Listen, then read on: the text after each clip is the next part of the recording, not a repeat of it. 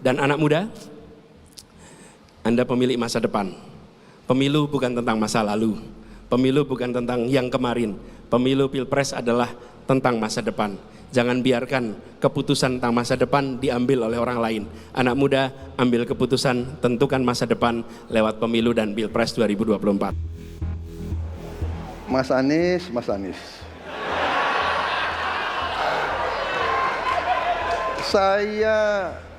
Saya berpendapat Mas Anies ini agak berlebihan. Mas Anies mengeluh tentang demokrasi ini dan itu dan ini. Mas Anies dipilih jadi gubernur DKI menghadapi pemerintah yang berkuasa. Saya yang mengusung Bapak.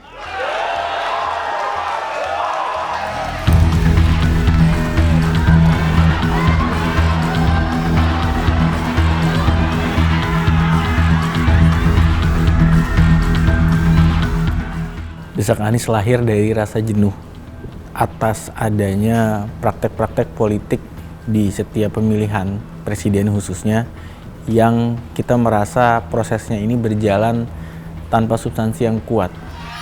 Siapa sih yang berani di Jakarta itu cara orang langsung sama masyarakatnya? Nggak ada berani kan?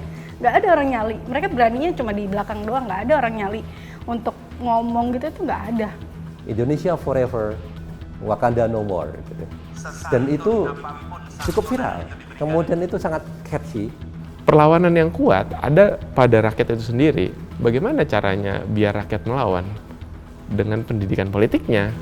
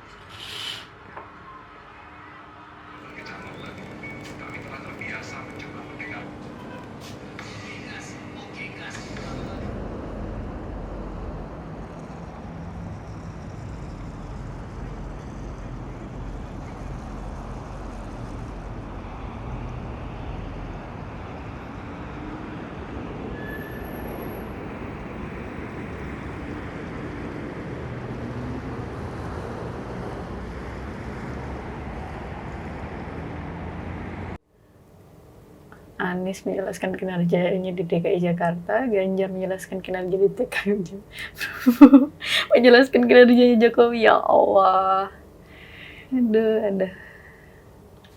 Bersama koalisi Indonesia Maju.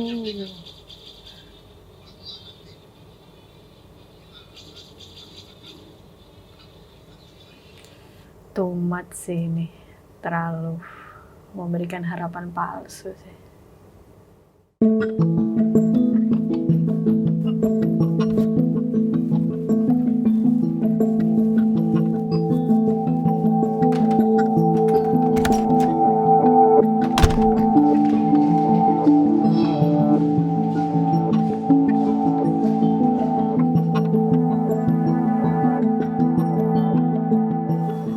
Halo guys, aku habis ini mau ke Desak Anies, Surabaya.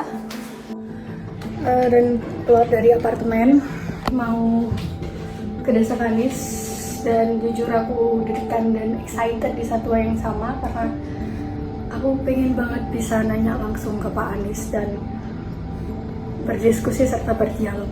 Sekaligus mengucapkan terima kasih ya ke beliau untuk membawa hal baru di politik Indonesia. So, alhasil aku nggak tahu kenapa aku ngelakuin ini, tapi moga aja ya Allah ngizinin aku buat bertanya langsung ke Pak Anies. Kalau enggak pun aku udah seneng banget bisa ikuti Desak Anies. So, ditunggu ya guys, jangan lupa. Dadah.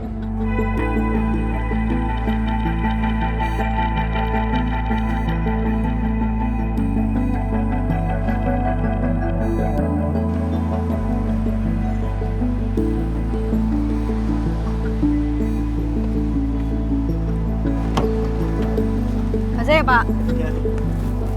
Sore.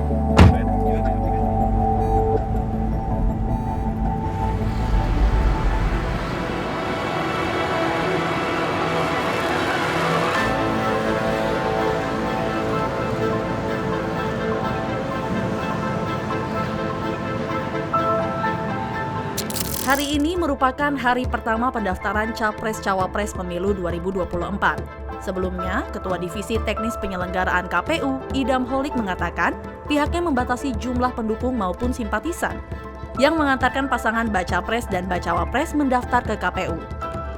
KPU mempersilakan pengurus utama partai politik atau gabungan partai politik beserta pasangan Capres-Cawapres atau istri atau keluarga mengantarkan mendaftar.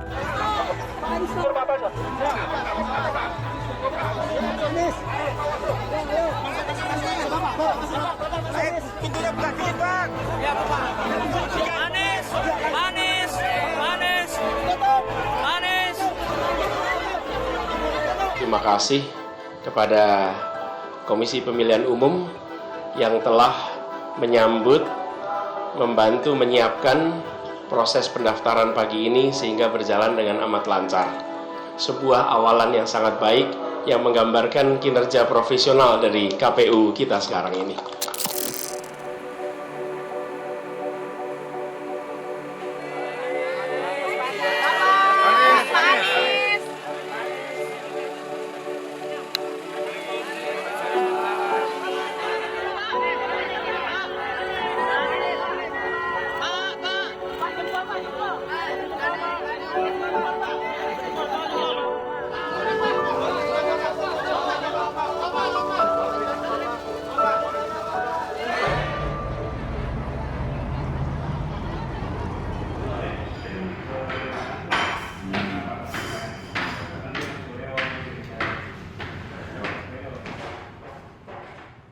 Jadi pada saat menjelang Pilpres, belum ada pasangan calon, dan memang Mas Anies pada saat itu sudah dicalonkan oleh Partai Nasdem, akhirnya kita muncul beberapa teman-teman komunitas simpul yang memang ingin membantu Mas Anies dengan sukarela. Mereka punya inisiatif masing-masing, dan mereka mau bantu, dan akhirnya kita kumpulkan jadi satu. Mereka orang-orang yang luar biasa, teman-teman yang tidak bertanya nantinya akan jadi apa, nantinya akan mendapat apa, enggak. Yang mereka tanya cuma satu, apa yang bisa saya bantu untuk bisa menjadikan Mas Anies presiden dan untuk bisa merubah konsep dari Pilpres kali ini. Dan akhirnya teman-teman dari Ubah Barang mencari formulasi khusus bagaimana caranya kita punya konsep untuk bisa ikut serta dalam Pilpres, membantu Mas Anies, tapi tidak hanya hura-hura, tidak hanya sekedar untuk bisa bikin acara, tapi kita pengen bikin suatu gerakan, suatu pendidikan politik untuk anak-anak muda. Dan akhirnya konsep tersebut kita godok, bahas bersama-sama dengan teman-teman yang lain, dan muncullah akhirnya konsep dari Desak Anies. Walaupun memang sebelumnya pernah ada satu hal yang mirip yang memang menginspirasi kita juga, yaitu dulu pernah ada mengadili Anies pada saat Pak Anies ikut konvensi calon presiden di tahun 2013 pada saat itu. Kalau melihat lagi ini, apa yang dirasakan Bang Abdur dan Bang Semi? Waduh, cukup emosional ya. Ya bangga pernah menjadi bagian dari perubahan. Bahwa kita pernah mengusahakan suatu hal yang bisa jadi catatan sejarah. Mudah-mudahan yang hadir ini jadi orang-orang yang punya semangat, punya rasa percaya bahwa nanti kita mulai lagi.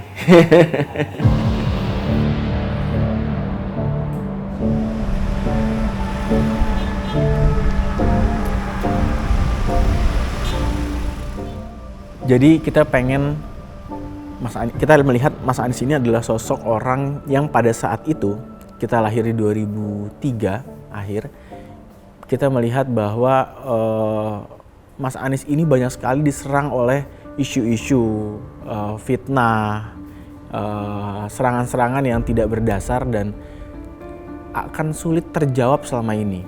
Karena mungkin di kalangan anak muda tersendiri sudah banyak yang mengakar tentang persepsi negatif yang ada di Mas Anies. Mas Anies pernah menjawab, tapi tidak secara mendalam dan tidak langsung ke hadapan anak muda. Akhirnya kita melihat banyak sekali orang-orang yang sudah punya persepsi tersebut sangat kuat dalam dirinya.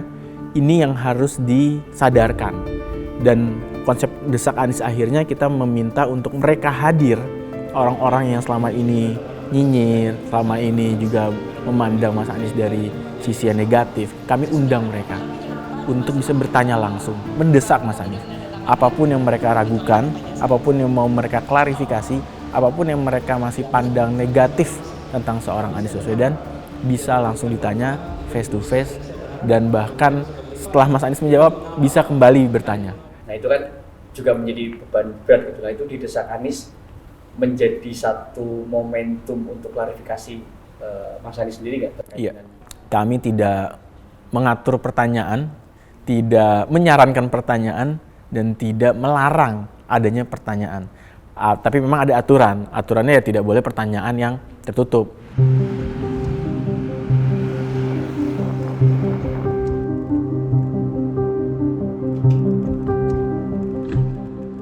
Saya lah orang yang bisa dibilang sangat tidak peduli sama apa yang terjadi gitu. Apa yang terjadi di lingkungan saya, negara saya, apapun fenomenanya pun saya nggak peduli sekali. Sampai akhirnya tahu nih kan calon-calonnya siapa aja. Oh ada calon 1, calon 2, calon 3 gitu kan. Ya saya cuma menjalankan aja ya sebagai warga negara buat memilih. Alhasil kan tetap mencari tahu. Oh nih yang 1 ngapain sih? Mau ngapain sih? Gitu. Yang 2 mau ngapain? Gitu. Yang 3 mau ngapain? Gitu kan.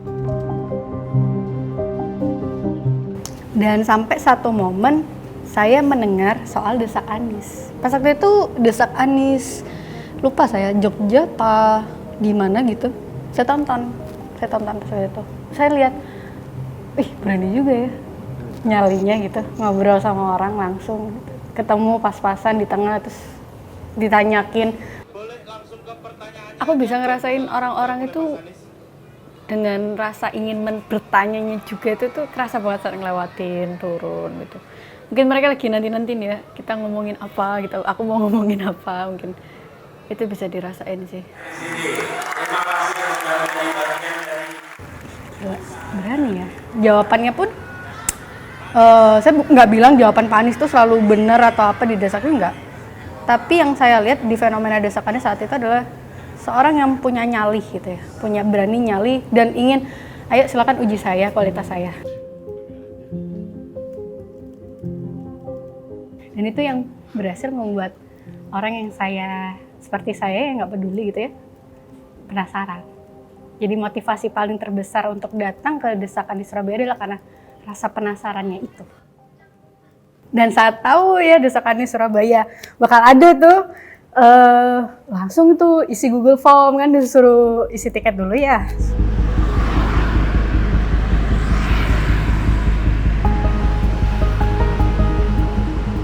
Saya rasa lebih dari sekedar partai politik. Rakyat tidak percaya kepada proses demokrasi yang sekarang terjadi. Itu jauh lebih luas dari sekedar partai politik. Ketika kita bicara demokrasi, minimal ada 3. Minimal 3 nih. 1 adalah adanya kebebasan berbicara. Yang kedua, adanya oposisi yang bebas untuk mengkritik pemerintah dan menjadi penyeimbang pemerintah. Yang ketiga, adanya proses pemilu, proses pilpres yang netral, yang transparan, jujur, adil. 3. Dan kalau kita saksikan akhir-akhir ini, 2 ini mengalami problem. Kita menyaksikan bagaimana kebebasan berbicara menurun, termasuk mengkritik partai politik. Dan angka demokrasi kita menurun, indeks demokrasi kita. Kalau demokrasi kita tidak berjalan, tidak mungkin Anda jadi gubernur.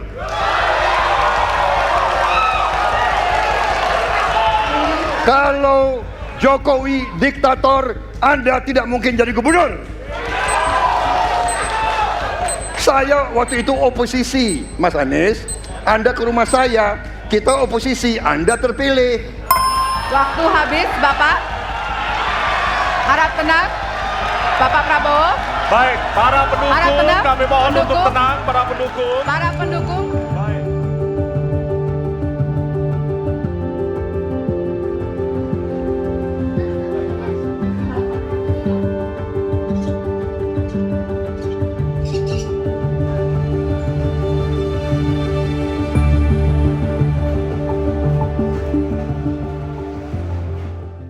Kalau untuk termakan enggak ya, karena aku bukan tipe orang yang langsung menelan mentah-mentah informasi. Aku juga misalnya timnya atau dari orang yang mengeluarkan kebijakan A atau tentang keinginan mereka melakukan A, juga aku melakukan riset dulu.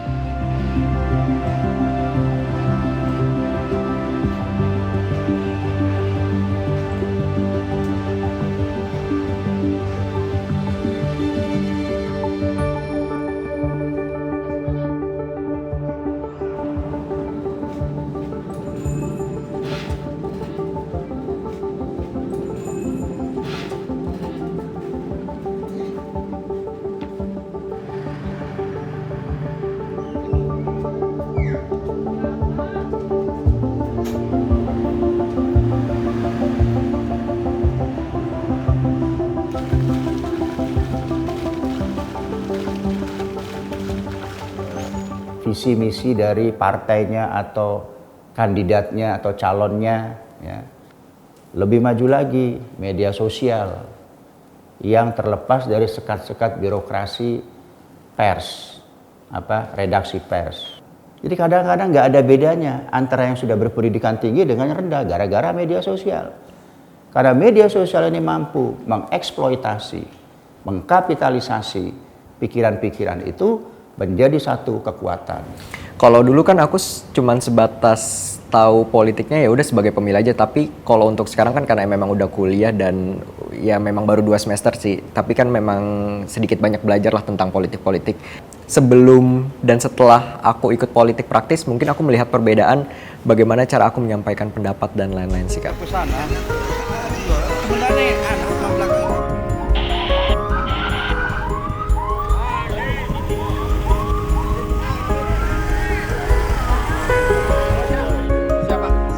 Sehat, waras. Sehat.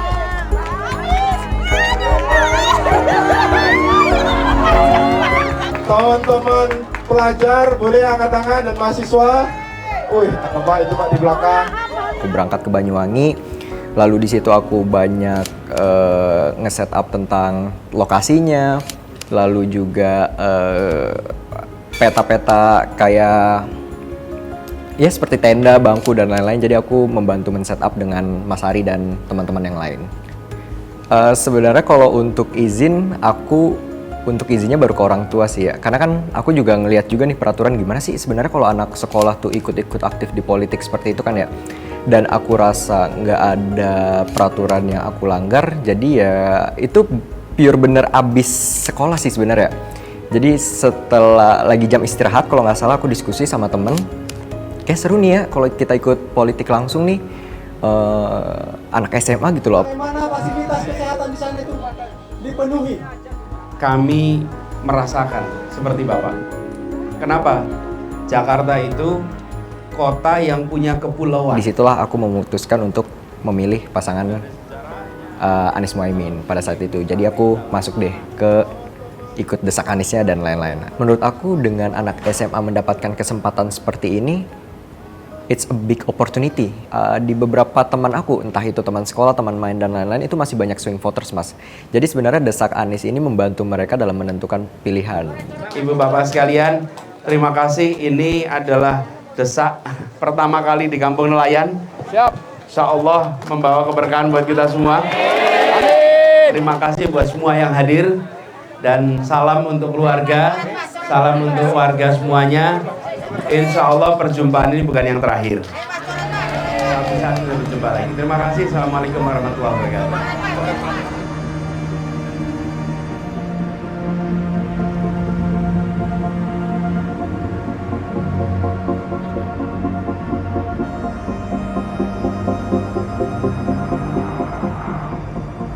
Kalau Desak Anies ini merupakan sebuah acara yang dibuat oleh Ubah Bareng. Apa sih Ubah Bareng? Yaitu merupakan gerakan anak muda kreatif yang percaya bahwa perubahan itu harus dibawa bareng-bareng.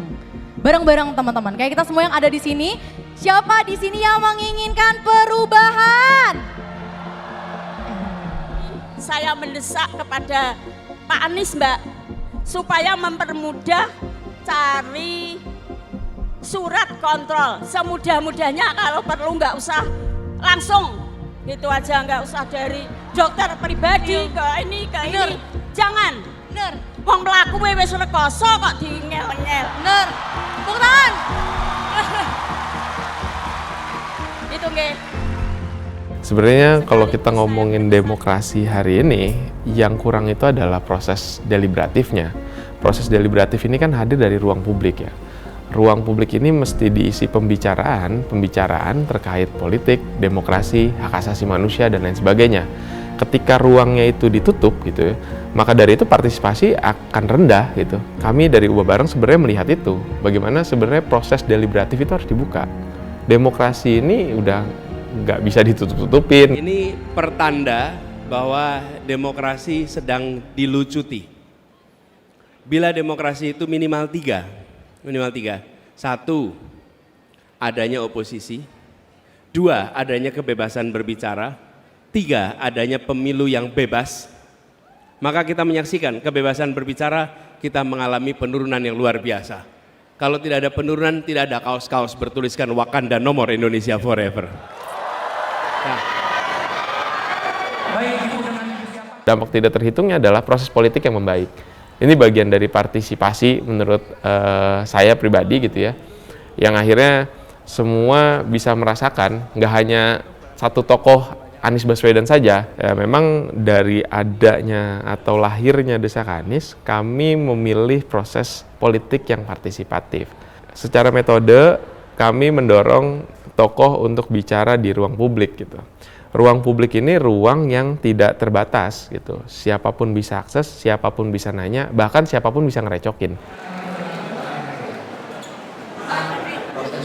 Ketika masyarakat dimobilisasi dengan pendidikan politik, ini menjadi satu kekuatan, satu alat, satu senjata yang tidak bisa terkalahkan oleh kekuasaan manapun sebenarnya. Kadang banyak orang yang menganggap bahwa ini adalah sebagai new social movement. Tapi orang kadang lupa kalau new social movement itu harusnya lahir dari secara organik dan lahir dari keresahan sosial. Di sisi yang lain, Desak Anies ini merupakan produk dari politik elektoral. Solidaritas digital ini sangat cepat hadir tapi cepat rubuh lagi. Itu bukan hanya domestik tapi juga global.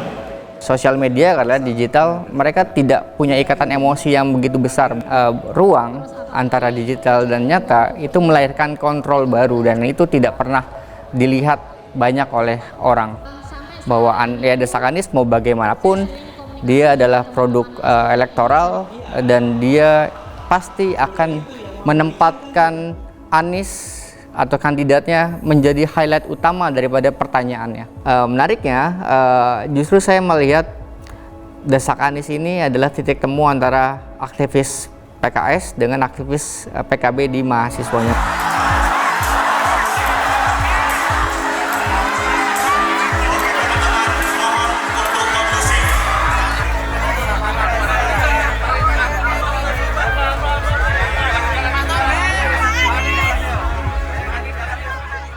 Sebenarnya momentum Desak Anies viral itu berbarengan dengan momentum 02 dengan kegemoyannya.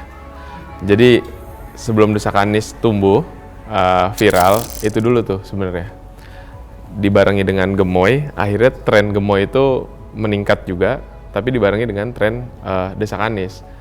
Beberapa hari kemudian tuh Desak Anies yang leading gitu ya dalam konstelasi digitalnya, kira-kira gitu.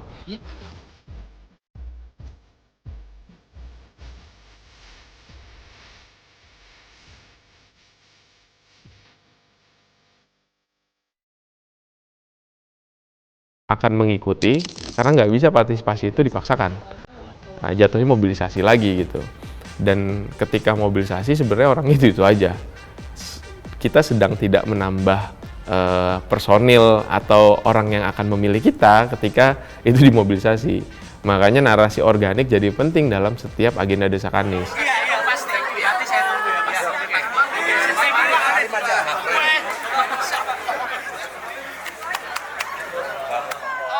Sebenarnya dilihat dari antusias gitu ya, antusias masyarakat yang hampir setiap hari di Pilpres itu membicarakan Desak Anies sebenarnya. kalau ngelihat trennya, beberapa data juga bisa dikutip dari Drone Emprit itu ya. Mas Ismail Fahmi itu menyatakan bahwa tren gimmick gemoy dengan gimmick desak Anies, gitu, sama-sama gimmick lah kita katakan seperti itu, atau politainmentnya, ini desak Anies tuh secara organik tuh. Kalau ngelihat analisisnya Drone Emprit memang nggak ada jaring yang memobilisasi data medianya gitu. Beda banget. Dan ini sampai 2 billion. Ini adalah lihat tren percakapan tentang desak Anies. Ada desak Anies kan berapa kali? Ini pertama kali muncul, yang kedua, ketiga, keempat, dan kelima. Jadi kalau kita lihat setiap momen ada desak Anies menimbulkan gelombang percakapan tinggi. Ini adalah gemoy. Saya bandingkan dengan gemoy. Gemoy kan tinggi ya. Gemoy tinggi dan selalu tinggi. Tapi pada saat desak Anies muncul, terutamanya di Twitter, ini berhasil mengalahkan gemoy. Ya. Ini bisa dilihat dengan gerakan desak Anies, ada acara kayak semacam town hall kayak gitu ya. Kemudian diamplifikasi media di media sosial, terutama yang di Twitter, cukup tinggi ini. Ya. Begitu tidak ada acara desak Anies, gemoynya tinggi. Begitu ada acara desak Anies, dekasinya tinggi. Jadi bisa dikatakan memang desak Anies merupakan gerakan yang brilian, sebetulnya cukup efektif untuk menaikkan volume percakapan terkait Anies Baswedan secara positif, gitu, khususnya di media sosial Twitter. Jadi ciri yang saya lihat di situ ada idealisme yang luar biasa kuat di kalangan pendukungnya itu. Emosional jelas, saya kira semua menggunakan sisi emosional, termasuk juga adanya Anies Bubble itu kan sisi emosionalnya kan ada, dianggap sebagai abah gitu, anak abah. Ini kan emosi kan, ya, penggunaan istilah anak abah itu adalah anak-anak ideologis dari Anies Baswedan. Ya, ini sesuatu yang menarik. Bagaimana mereka dengan bangga, dengan senang menjadi anak-anak ideologisnya Anies Baswedan yang mereka punya gagasan, ya kan, untuk perubahan Indonesia di situ. Udah hampir jam 11 nih. Teman-teman, makasih udah nemenin. Ini pemanasan, walaupun cuma setengah jam, tapi ini breaking my record. Tanggal 28 Desember 2023, saya pertama kali live TikTok. Oke, mudah-mudahan kita pengalaman baru, dan kalau di perjalanan berikutnya saya akan bikin gini dah, sambil ngobrol, sambil dengarkan usulan, dan mungkin ya next time saya akan beri kesempatan untuk tanya aja seperti desak Anies, jadi kita bisa sambil ngobrol di sini. Oke teman-teman, selamat malam. Kalau kita bicara soal jaringan ya hampir seluruh Indonesia ada ya, Sumatera, ya, Kalimantan, Jawa, tapi terutama memang Jawa yang menjadi epicenternya. Kita bisa lihat juga dari kegiatan acara desak Anies, beberapa kali kan juga ada di Jawa kan, kemudian begitu ada di luar Jawa beberapa kali, lalu rame di sana. Desak Anies sesuatu yang brilian, ya, dan itu saya lihat bukan hanya oleh timnya Anies saja, tapi banyak mereka mau menjadi volunteer, ya. Anak-anak muda mau jadi volunteer di masing-masing sekolah, di masing-masing tempat, itu ada volunteernya. Mereka untuk menggerakkan orang mau datang, mau bertanya, dan lain-lain. Ditambah dengan terutama ini, muncul berikutnya Anies Bubble. Jadi mereka turut meramaikan. Sebenarnya ini sih bermula dari banyak tweet-tweet yang viral soal Pak Anies itu lagi live di TikTok, terus itu kesannya kayak lagi di Weverse. Jadi Weverse itu aplikasi untuk semacam ngobrol sama pengguna gitu ya, tapi dia nge-live gitu. Dan orang-orang banyak yang ngelihat Pak Anies tuh kayak idol K-pop gitu, sebagai bercandaan gitu sih. Dan saya sebagai Gen Z yang ikut-ikut sama karena lagi viral ya, saya ikut-ikut aja gitu. Kayaknya jarang orang yang bahas Pak Anies gitu ya di Twitter saat itu. Jadi saya mulailah buat Anies Bubble ini dengan tujuan ngikutin apa yang sedang viral aja gitu. Gitu sih. Dan postingan tweet pertama itu saya bilang akun ini dedicated to Pak Anies gitu. Sebagai presiden Indonesia, semacam kayak gitulah, lebay lah gitu kan. Itu pertama. Terus yang kedua itu soal live beliau. Jadi live yang dia lakukan di bahasa TikTok ya, saya translate gitu kan. Nggak ada yang mendorong saya pertama, dan kedua mungkin dorongan itu sendiri itu dari jadi kalau misalnya Pak Anies nge-live di TikTok, itu kadang saya kayak nggak download TikTok, jadi yang ngasih tahu itu dari orang-orang yang nge-DM saya. Kayak misalnya, Bel, Pak Anies live gitu, banyak tuh yang nge-DM saya kan. Terus, oh lagi live, oke saya posting. Dan kadang tuh ada juga orang-orang yang banyak sih sebenarnya yang request video ini, tapi kan saya nggak bisa nge-posting gitu kan ya. Jadi kalau ketemu dengan orang yang ngeremehin, jangan buru-buru merasa down. Jalan aja dan bilang aja pada diri sendiri, dia boleh ngeremehin diriku, tapi aku tidak akan pernah meremehkan diriku sendiri. Bisa aja orang mengatakan negatif tentang diriku, tapi aku tidak akan pernah mengatakan negatif tentang diriku. Banyak hal positif yang aku bisa kerjakan, banyak hal positif yang aku akan terus kerjakan. Dan biarkan satu saat mereka yang meremehkan nantinya akan menghormati apa yang aku kerjakan. Jadi biar orang tuh nggak lihat dari viralitasnya aja kalau Pak Anies ini nge-live di TikTok, habis itu ngelucu atau semacamnya, tapi juga dia punya visi misi sebagai kandidat presiden. Dulu saya lihat dia sebagai akun meme gitu ya.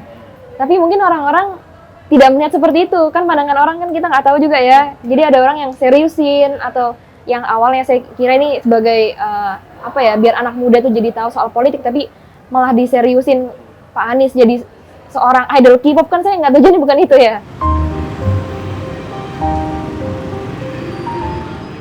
Kalau kita bicara tentang media sosial, kita bicara tentang demografi dari pengguna media sosial itu sendiri. Dan kita lihat memang kalau dari semua platform, terutama kalau kita bicara Anies, itu kan banyak di Twitter ya. Hanya 20 juta lah pengguna Twitter di situ. Dan paling banyak Jakarta. Jadi pengguna Twitter, media sosial yang lain, paling banyak itu Jakarta. Di daerah Jawa ya, Jakarta, Yogyakarta, Surabaya, kayak gitu. Kemudian baru daerah-daerah yang lain. Dan kalau kita lihat tuh isu-isu nasional, rata-rata seperti itu. Jadi saya nggak melihat ada sesuatu yang unik dan spesifik di sini. Lalu kita lihat tadi alutsista yang bekas, yang itu resikonya adalah keselamatan dari TNI kita. Mereka bekerja keras menjaga setiap jengkal tanah Republik ini. Tetapi mereka tidak didukung dengan policy. Karena itu menurut saya skornya justru di bawah 5, Mas Ganjar. Kalau 5 itu ketinggian, Pak Ganjar. Terima kasih, Pak Ganjar. Baik, waktu habis Pak Anies. Pak Ganjar silakan jawab pertanyaan dari Pak Anies, waktu Bapak 1 menit. Silakan Pak Ganjar. Mas Anies gak usah takut. Disebut aja angkanya berapa gitu loh. Kayak saya gitu loh. Jangan di bawah 5, sebut aja berapa. 11 Mas, dari 100. Oke. Ini sedikit ngajari kendel Mas Anies biar berani. Setelah debat ini yang muncul apa? Ini percakapan di Twitter, ketika kita lihat di TikTok berbeda. Yaitu soal sopan santun, soal gesture, soal bagaimana menjadi orang timur, menghargai orang lain ya. Bagaimana Anies dikatakan kurang menghargai Prabowo gitu. Dan itu ketika diulang-ulang terus di TikTok, itu yang persepsi yang muncul. Warga TikTok yang tadi kan pas di debat yang pertama, Anies belum muncul di TikTok. Yang berjaya di sana siapa? Prabowo. Sehingga narasi-narasi yang pro Prabowo, yang kontra Anies itu banyak mewarnai di TikTok gitu. Karena Anies nggak muncul di sana. Dan yang muncul di TikTok jelas hal yang sifatnya negatif. Teman-teman, ada satu yang menarik perhatian saya, teman yang ada di tribun atas, Mbak yang dari tadi bawa buku. Boleh turun Mbak untuk menyampaikan satu pertanyaan langsung, kita cepet aja. Rame Mas, sudah rame. Di DWL itu rame, jadi orang udah pada nunggu di situ. Padahal saya datang itu lebih awal loh. Kalau nggak salah itu gate dibuka jam 5 atau jam 6, saya tuh datang di 1 jam sebelumnya gitu.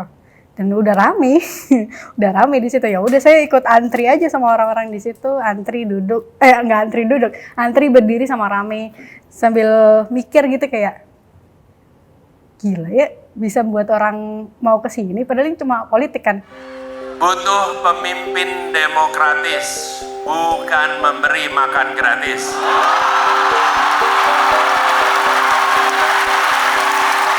Saya terus terang pas waktu di Desa Kadis tuh nyari tahu soal itu sebenarnya. Jadi kayak penasaran, ini ada nggak ya nanya gitu kan? Ada nggak ya kayak misalnya disuruh nanya? Enggak, Mas. Itu kita rebutan emang nanya. Di Desa Kadis Surabaya itu yang memang saya lihat adalah orang-orang tuh rebutan untuk bertanya, rebutan untuk berdialog. Terus terang ya, saya nggak tahu di belakangnya ternyata mungkin ada atau enggak, tapi terus terang selama saya mengalami experience di Desa Kadis nggak ada. Banyak sekali hal yang menyentuh, yang bisa dibilang dramatisasi, dan itu memang sangat kebetulan. Seperti waktu di tema perempuan. Pada saat itu bagaimana perlindungan pekerja migran, pekerja perempuan Indonesia. Bagaimana satu orang anak mantan pekerja migran yang ibunya kerja di luar dan dia mengutarakan keresahannya dan permasalahan selama ini. Dan pada saat itu kita di akhir segmen itu ada beberapa orang lah kita ajak maju ke depan untuk bisa bertanya langsung. Akibat tidak disahkannya RUU ini mengakibatkan 10 juta pekerja rumah tangga bekerja tanpa perlindungan dari payung hukum. Berdasarkan data dari Jala PRT, setiap tahunnya ada 600 aduan dari pekerja rumah tangga yang mengalami kekerasan, dan diantaranya adalah human trafficking. Semangat, ayo kita kasih tepuk tangan dulu untuk Dinda.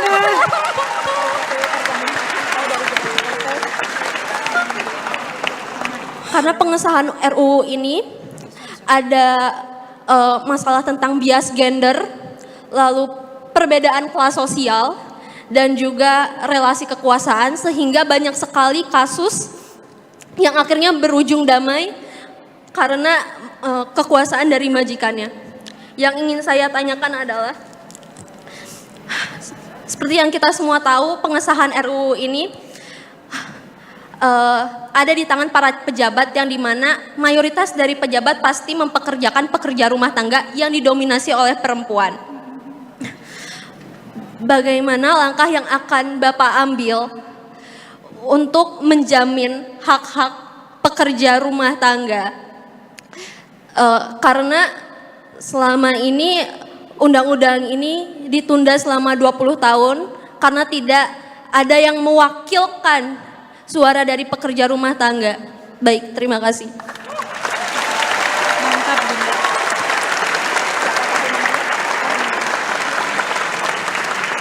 Keren. Silakan Ibu. Saya ikut nangis. Sayang. Saya sendiri sebagai PRT, Pak. Saya di sini mewakili.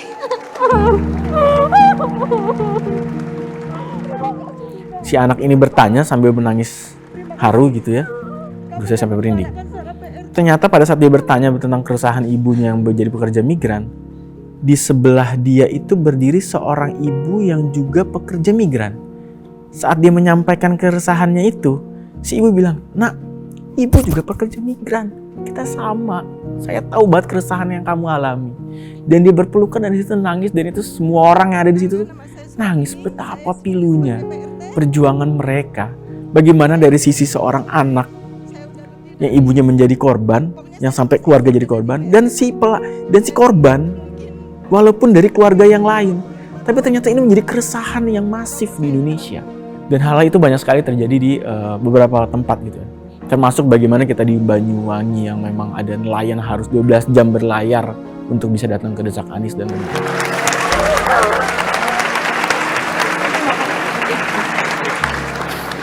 Yuk duduk, mau aku bantuin? Sini sayang. Ada beberapa prinsip. Prinsipnya adalah perlindungan dan keadilan. Dan saya boleh ceritakan, Gus Imin ketika menjadi Menteri Tenaga Kerja, dia yang memutuskan untuk menghentikan pengiriman PRT ke negara yang di situ ada problem perlindungan pada pembantu rumah tangga atau pekerja rumah tangga. Jadi Gus Imin pun punya rekam jejak nih dalam urusan perlindungan pekerja rumah tangga. Ya, jadi ada salah satu kota yang kita nggak jadi live. Kenapa? Karena saat di sana Ini mobil Pak Anies nih udah kedengeran lah mau nyampe ke lokasi. Udah siap-siap untuk turun mobil. Pas kita lihat ke operatornya yang mengoperate live streamnya, dia ternyata lagi ngelihat YouTube tutorial untuk live stream. Akhirnya kita nggak live karena dia pun nggak ngerti cara jadiin itu acara live.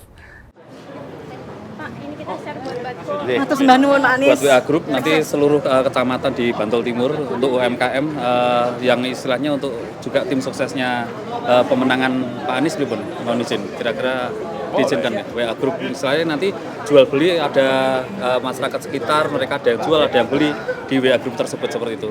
Nggak usah minta izin, jalan aja. Jalan aja, siap. Oke. Ya. Bismillah. Harus tuh, Bismillah. Pokoknya niat baik jalan aja. Insyaallah. Nanti kalau salah-salah minta maaf dan minta izin. Siap. Iya, minta maaf. Enggak salah-salah ya. Mantap. Akan disiapkan pusat sinema Jogja. Jadi Desak Anies Jogja itu sebenarnya dipersiapkan dengan waktu yang sangat mepet, kurang lebih mungkin H-3 sampai 4 hari. Dan memang rata-rata Desak Anies disiapkan dengan waktu yang sangat mepet. Akhirnya kita coba mencari lokasi terbaik di mana kita coba ekspektasikan ruang yang cukup besar, begitu.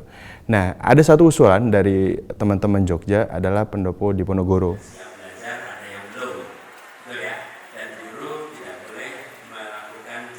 Semuanya berproses sampai akhirnya di lokasi tersebut kita coba mengetahui bagaimana prosedur administrasinya. Kebetulan saya sendiri yang hadir di sana, mulai dari perizinan, surat hitam di atas putih, bahkan sampai komitmen finansial sudah kita tuntaskan, bertemu dengan pengelolanya. Dan saya juga berkali-kali mengkonfirmasi, ini adalah kegiatan Desak Anies dan akan dihadiri oleh Anies Baswedan. Nah, dari pihak pengelola memang memberikan ancar-ancar bahwa satu, mohon maaf tidak boleh ada embel-embel partai politik. Akhirnya kita sepakati, ya sudah kita berproses. Teman-teman tentu sangat semangat karena ya alhamdulillah ada tempat yang cukup baik, kemudian juga di tengah kota dan prosesnya relatif aman di awal. Kemudian berproses sampai H-1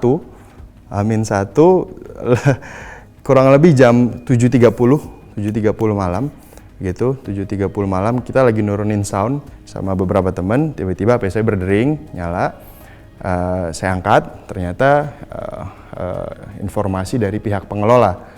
Pihak pengelola kemudian menyampaikan, Mas Abror, ngapunten, izinnya tidak diberikan lagi.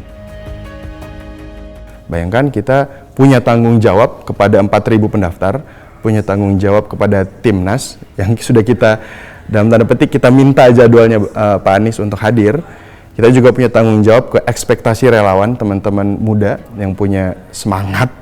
Itu tiba-tiba kita dihadapkan dengan situasi yang serba terbatas, informasinya terbatas. Ini rasanya ada tekanan dari otoritas, gitu. Dan saya, iya, dugaan kami dan rasanya tidak berlebihan untuk mengatakan seperti itu. 12 Februari besok, rakyat Indonesia akan memilih kepada siapa kemenangan itu akan diberikan. Ternyata justru pendaftarnya bertambah sampai di angka 7.000 dalam kurang lebih 1 jam.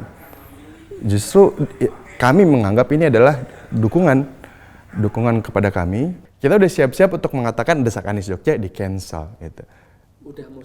Udah siap-siap karena mau di jam 11 malam.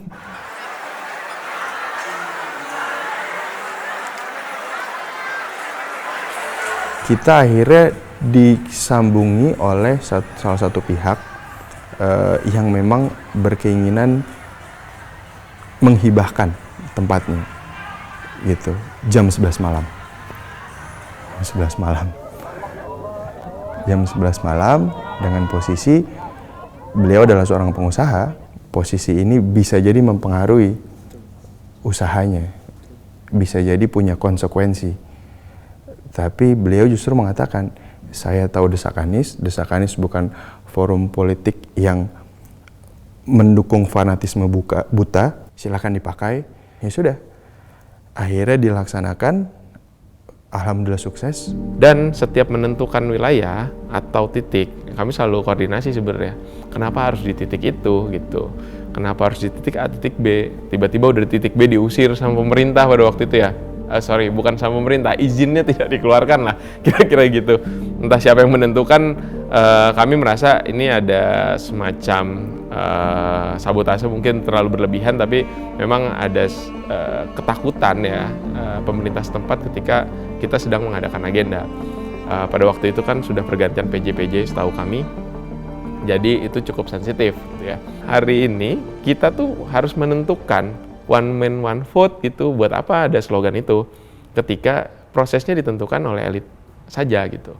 Maka dari itu dilempar tuh tokohnya ke publik, bicara sama publik, jangan cuma bicara sama kita. Mungkin kalau ditanya sahamnya milik orang-orang anak muda yang merasa desak Anies adalah bagian dari pencerdasan demokrasi. Saham terbesarnya ada di orang-orang itu, Mas. Mereka lah pemiliknya, karena mereka lah yang ikut menikmati. Mereka yang memiliki ini. Kami Ubah Bareng hanya menjalankan, kami hanya menginisiasi. Luar biasa banget. Kita desak Anies di 22 titik di Indonesia. Di awal kita mungkin terseok-seok, tapi begitu makin membesar, bantuan dari teman-teman yang saya bilang tadi itu juga mau ikut turun tangan ngebantuin. Di daerah-daerah di timur Indonesia, barat Indonesia, tengah Indonesia, dan lain-lain, semua itu mereka mau bantu. Yang mereka mau adalah saya ingin jadi bagian dari orang yang melakukan perubahan dimulai dari demokrasi di Pilpres kali ini. Yang kecil bisa berkembang, yang besar biar berkembang di kawasan yang besar pula tanpa mengurus yang kecil. Kita sudah komitmen dari negara. Tenaga kerja itu bukan Dana pasti ada dan kita sukarela ya. Saling taruh juga kita cari sendiri. Memang sederhana sih, walaupun karena acaranya besar sekali dan yang datang banyak, kelihatannya mahal, tapi sebenarnya enggak sih. Itu semua masih kita bisa handle gitu sih. Semuanya benar-benar kita gotong royong lah cari dananya. Dari pengalaman kita selama ini di mana-mana mereka memang tidak pernah punya kepentingan apa-apa ya sih. Kita juga di Ubah Bareng juga kita nggak punya kepentingan apa-apa selain kita ingin yang lebih baik sih untuk Indonesia, untuk masa depan Indonesia sendiri.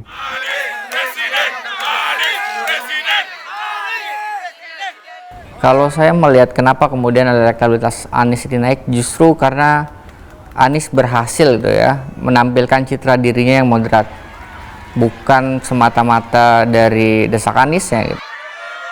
Sebenarnya anak muda itu sangat aware dengan hal-hal politik gitu, tapi mereka tidak mau disebut gerakannya itu gerakan politik. Kenapa? Karena politik dalam pengertian kita sehari-hari ini sudah kotor dan sesuatu hal yang menjijikan. Saya tidak melihat desak Anies ini sebagai wajah baru demokrasi Indonesia. Ini adalah cara baru aja dalam kita berdemokrasi, bukan wajah baru. Karena politik pasti punya kepentingan. Orang banyak yang menuduh, desak Anies ini pakai buzzer. Bagaimana kita?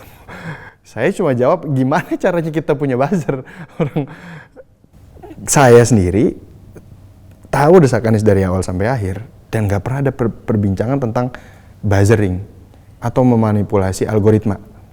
Kita nggak punya kemampuan itu, terus terang.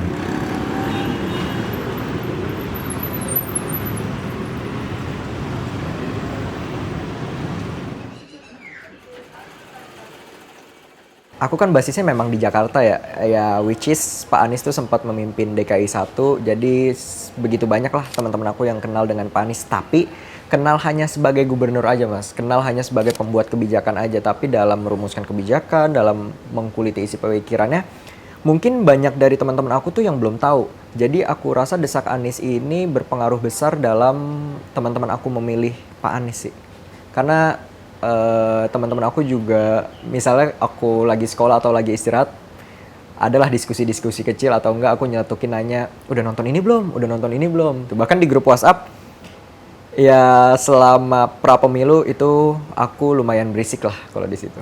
Nah ngomong-ngomong desak Anies nih, tapi pandangan lu ke Pak Anies tuh gimana sih? Maksudnya either is a good person kah atau bad person kah atau gimana? Kalau gue pribadi bener sih dia kayak menurut gue ya, karena dia juga apa ya, kalau kayak ngehubungin kata-katanya tuh bagus banget, manis banget. Retorikanya jago. Retorikanya jago kalau menurut gue. Terus juga waktu itu kan gue sempet kayak nonton debat.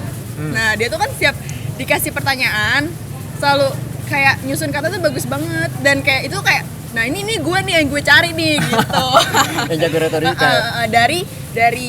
Dari pasangan yang lain gitu. Isinya tentang kita mengkritisi kebijakan, terus juga track record politisi. Itu pasti biasanya kita bahas sih. Dari mulai 1, 2, 3 itu kita kupas tuntas bersama teman-teman aku. Ya memang walaupun pada saat itu masih SMA ya mungkin akses dan informasi kita terbatas, tapi kami mengupayakan dengan maksimal untuk mendapatkan informasi tersebut. Aku bisa bilang bahwa aku mungkin menjadi orang yang salah satu beruntung ya, karena akses informasi yang aku dapat mungkin bisa lebih satu tingkat dibanding teman-teman aku. Blunder maksudnya? Ya kalau misalnya Ketika memang informasi ini A1, pasti aku lebih masif lah aku sebarkan ke teman-teman aku. Respon teman-teman aku kadang kan mereka juga kayak bosen ya politik mulu. Lu mah politik mulu Zri, lu mah politik mulu. Kayak ya gimana ya, karena aku pengen tuh sebenarnya kita tuh tercerahkan gitu loh, tidak menjadi pemilih yang asal milih. Gitu. Karena saya rasa sebenarnya Gen Z itu bukan apatis terhadap politik, tapi ya mereka mengerti, mengikuti, tapi ya mereka nggak suka aja dengan sistem politik selama ini gitu. Halo, suara saya terdengar?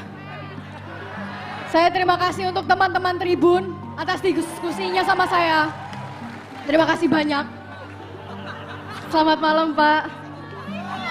Izinkan saya bertanya dan berkeluh kesah, yang dimana saya sendiri sebagai anak muda menemukan teman-teman saya yang tidak peduli, teman-teman saya yang menutup mata, teman-teman saya yang menutup telinga untuk memperhatikan kondisi Indonesia saat ini. Nggak tahu itu apa, kenapa saya seperti itu. Mungkin kalau hipotesis asumsi saya tentang diri saya adalah karena saya penasaran aja. Saat itu juga tangan saya nggak turun juga. Itu nggak tahu kenapa, mungkin karena kaku atau apa, tapi emang tangan saya nggak bisa turun pada saat itu. Saya cuma pengen angkat buku saya aja gitu. Saya menerima mic dan saya bertanyalah ke Pak Anies tentang pertanyaan saya terkait. Saya menunggu Pak. Saya ingin tahu Pak, bagaimana menyadarkan mereka Pak. Apakah memang sudah hak mereka untuk apatis? Apakah kewajiban kami untuk mengingatkan? Saya ingin tahu tentang hal itu, Pak. Bagikan pikiran Bapak tentang hal itu. Karena saya sendiri, saya miris. Saya miris sama mahasiswa-mahasiswa yang apatis. Saya miris. Sampai akhirnya Pak Anies menjelaskan lah. Ya menurut saya masih ingat jawabannya adalah. Tapi Faza, saya ingin sampaikan di setiap masa selalu ada yang menjadi tokoh-tokoh. Setiap masa. Dan di setiap masa selalu ada yang bergerak besar dan ada yang merasa pasif. Itu setiap masa ada. Setiap masa. Tapi satu hal teman-teman yang pasti. Perubahan itu tidak dilakukan oleh mereka yang pasif. Perubahan itu dilakukan oleh mereka-mereka yang bergerak dan memilih untuk menjadi bagian dari perjuangan. Gitu ya Faza ya? Saya ngerasa kayak ceklekan lampu. Jadi kayak, oh iya, dari juga. Saya mungkin di sini juga karena diajak, ngerasa dirangkul, ngerasa dibolehkan gitu, ngerasa didengar juga, ngerasa bisa berdiskusi sama yang lain atau apa gitu. Itu yang membuat anak muda seperti saya ngerasa kayak, oh iya, saya harus bergerak. Jadi ya terlepas dari hasil Pilpres, ya kita tahulah kita kalah ya di Pilpres. Tapi kita tetap merasa menang gitu karena kita telah menciptakan suatu karya yang dilihat sebegitu banyak orang, karya yang akhirnya menjadi acuan banyak orang-orang, karya yang disebut orang-orang merubah cara berpolitik, dan karya itu yang akan kita selalu kenang sih, bahwa ada anak-anak muda yang nggak punya kepentingan apa-apa selain ingin mencerdaskan kehidupan berdemokrasi dan ingin mengembalikan demokrasi ke hakikat.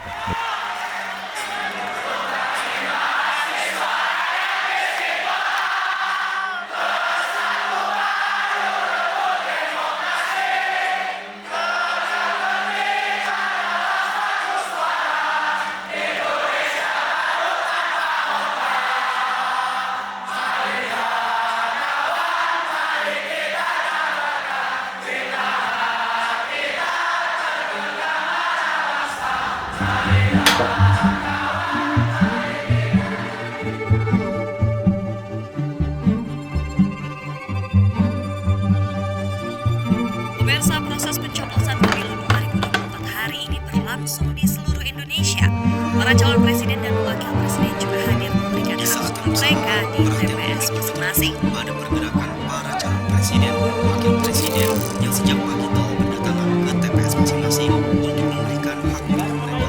Terima kasih. Kehadiran para kandidat ini menjadi indikator penting bahwa seluruh proses pemungutan suara memasuki tahap krusial. Hari ini menjadi salah satu momen paling menentukan dalam perjalanan politik Indonesia.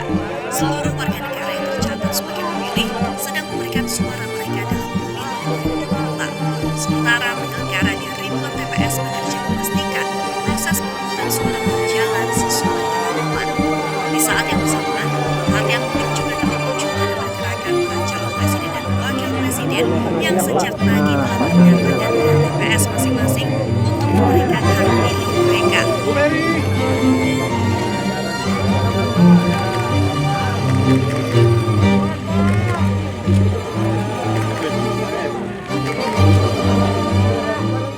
Kita hanya orang-orang yang percaya dan orang-orang yang ingin Indonesia melakukan perubahan dimulai dari Pilpres dengan konsep yang bisa mencerdaskan.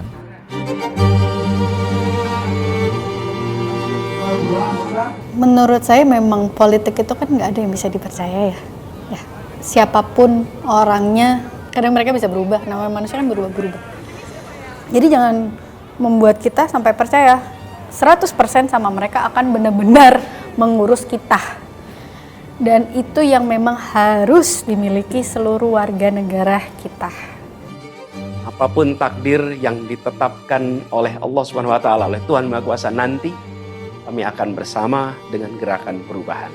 Insya Allah gerakannya akan terus bergulir membesar ke depan dan membawa perubahan-perubahan yang baik, perubahan-perubahan diperlukan oleh bangsa ini.